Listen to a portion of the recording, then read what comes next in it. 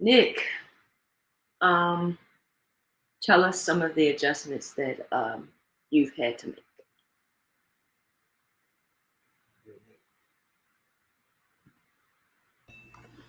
Um, Steve and I spent, goodness gracious, all of our time together, right? I mean, all of our time together, because he was my friend.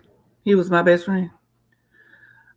Even when I didn't like him, I liked him because he was my best friend, and that's who I talked to about everything, right? The job, what's going on. He did the same. Um, we have we have three children, so I have a set of twins and I have a son. So uh, when he was in the hospital, like you were saying, it wasn't a day that I did not go visit him. I got out work, I went to the hospital, I spent time with him. Kids got out of school, I went and picked them up, took them back to the hospital. We stayed until visiting hours were over. I mean, it was, I would get so tired that when the nurses would come in to check on him, I would be in the bed, in that little bit hospital bed, sleeping beside him. I would be so tired. Uh, so we spent all of our time together. I didn't make a move without talking to him, just telling him. Even when I was mad, hey, I'm stopping by such and such. I might not have wanted to talk to him, but I was letting him know, hey, I'm gonna be home late. Same thing. I mean, we did it all. I mean, we did absolute everything together. So the adjustment of, goodness gracious, who am I gonna talk to? Who am I gonna, what what's happening, right? Just like she said, financial thing is crazy. Um, my kids were young enough to get SSI, right? And um, but because I am so young, I think I got it for a year. Seth got it until he was 18. The girls got it until they turned 18. So I guess in a regular world, when kids turn 18, that means that they're grown. So they cut all that off. It was like a whole second income, even though it was a percentage of what he was making. It was still a whole separate income. So now it's like I gotta tell my kids that we got to cut back on some things, right? And that you gotta help mama. You gotta get a job. Never worked, didn't know how to fill out an application. I ain't know how to do nothing, right? Just having to do that and think about my kids are having to grow up quickly, like I did, and I didn't want that for my children. Uh, I lost my father at 17, at 13. Um, my next sister was 18. And then my next sister, it was just three of us at home with my mom. My mom shut completely down. I see why. At the time, I didn't know. I didn't get it. I was like, I'm still here, right? I'm 13. Mama, I'm still here. I get it. But I didn't want to do that. Um, so many changes. Goodness gracious. Like she was saying, my bills. I had to put all of my bills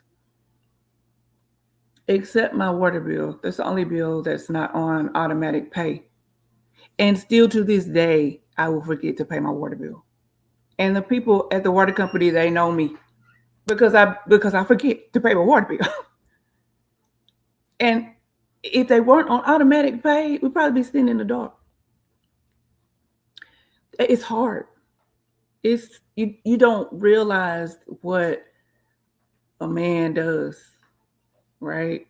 Especially when Especially, y'all excuse the towel. Especially when you know, especially when he does things like she was saying, the lawn. Steve didn't really have time to cut the lawn, but we had somebody to come and cut the lawn, right? It wasn't a big expense. So I had to call the lawn man. No, I saw him at somebody's birthday party, and I had to walk over there to the lawn man. I spoke to him, and he was like, "Hey, you hadn't called me." And I had to tell him why. He was devastated. And he was like, "Don't worry about it. Don't worry about it. I'll come cut it. Just let me know when you need the lawn cut." You know, like she said, I needed a new refrigerator. I don't know the best refrigerator to buy. Um, you know, some things I do know, some things I don't know. And you're having to step into two roles. And I'm gonna tell you something. I don't like that. I don't like paying bills. I don't like getting on the phone with the bill collector. He did that stuff. I don't like it. I don't want to do it, but I have to do it. And now I depend on my son, and that's a lot of pressure.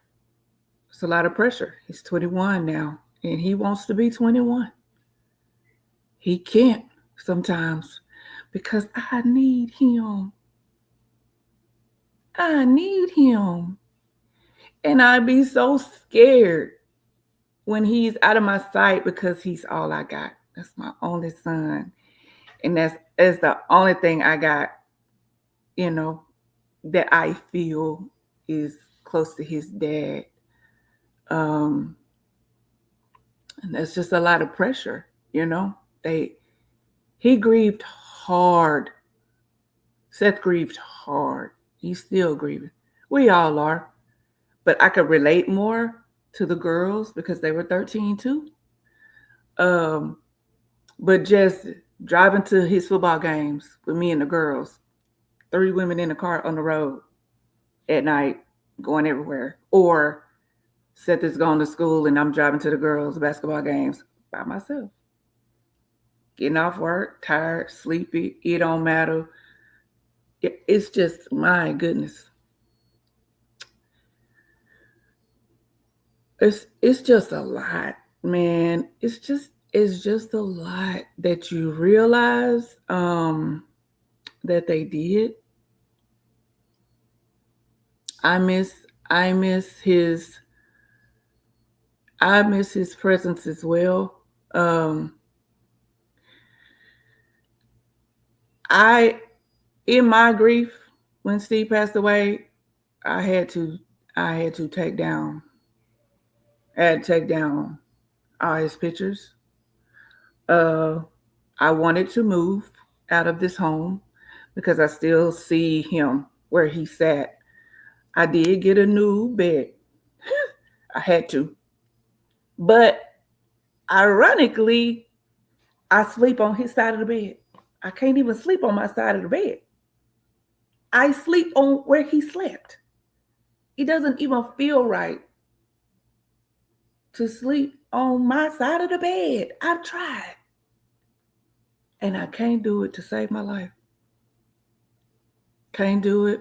Like she was saying, I have asthma, and Steve would do a lot of the cleaning with the products and stuff because I can't.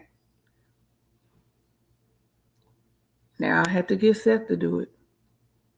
And when he's not here, I have to get the girls to do it because I can't really breathe all of those different chemicals and stuff. I didn't have to cook. Y'all think I still that like I learned how to cook? No. We eat out. I mean, it's just, oh my gosh, it's just, I'm just doing the best that I can. And And that's all I can do. It's tough. so